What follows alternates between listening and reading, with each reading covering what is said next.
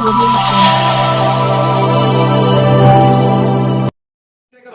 वाले नीचे करो भाई, कितना दिखाइए, छेवा दिखाइए। तू हट जाओ। समाजवादी पार्टी के साथ जो इंडिया गठबंधन करा है, चाहे वो कांग्रेस पार्टी हो, अखिल भारतीय राष्ट्रीय कांग्रेस हो, चाहे तुमको करना है किनारे को न सोचना है न कुछ करना है, तो इससे जो है देश नहीं बनने वाला है, इससे तरक्की नहीं होने वाली है। आपका 2024 के चुनाव में इस देश में संविधान और लोकतंत्र बचाने के लिए जनता पूरी तरह से जागरूक है और भारतीय जनता पार्टी को 80 के 80 सीटों पर उत्तर प्रदेश में हराने का काम करेगी।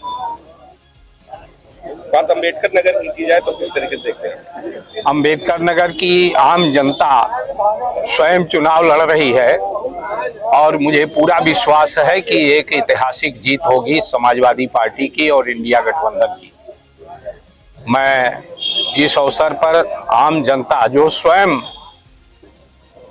माननीय श्री अखिलेश यादव जी के नेतृत्व में जो उनका नीति है, नारा है, उसके अनुसार काम कर रही है, इसके लिए मैं उनका आभार व्यक्त करता हूं आम जनता का।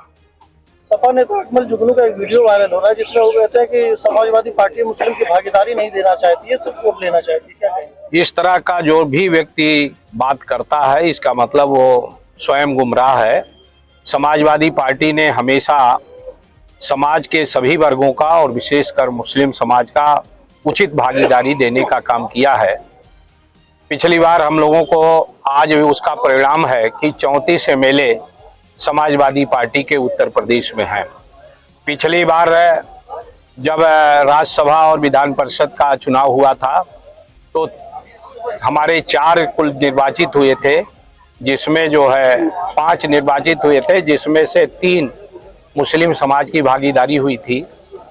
इस बार भी हमारे 5 लोगों में एक का प्रतिनिधित्व देने का काम किया और हमेशा टिकट के मामले में भी अन्य जगह पर भी समाजवादी पार्टी ने ही समाज के सभी वर्गों को, कमजोर से कमजोर लोगों को भी भागीदारी देने का काम किया, चाहे वो अनुसूचित जात हो, पिछड़ी जात हो, मुस्लिम समाज हो, हर समाज को उचित भागीदारी देने का काम किया।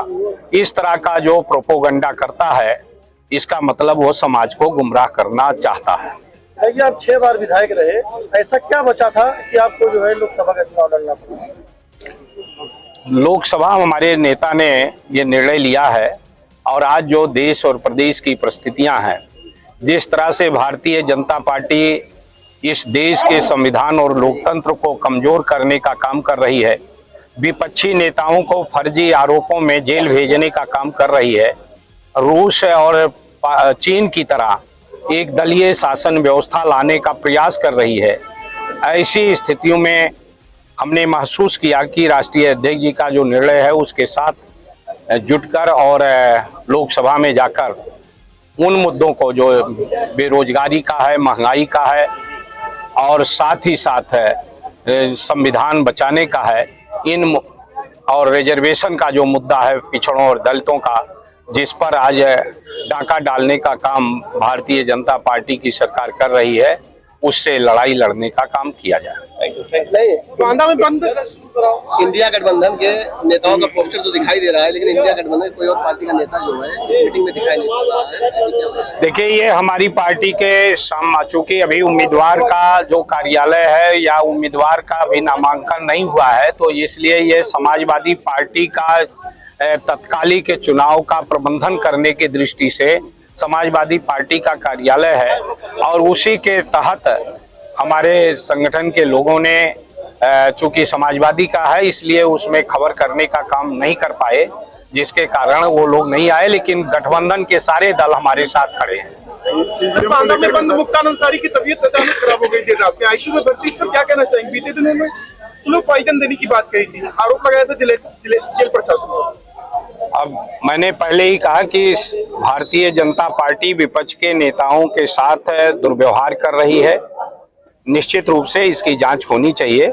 हमें उसके बारे में जानकारी नहीं है, इसलिए उस पर हमारा कोई कमेंट नहीं। ईवीएम को लेकर बार बार आवाज उठ रही है सर। अब ये सब बातों पर हमारे राष्ट्रीय अध्यक्ष जी निर्णय लेते हैं, उसी के अनुसार हम लोग अपने को समर्पित करते हैं।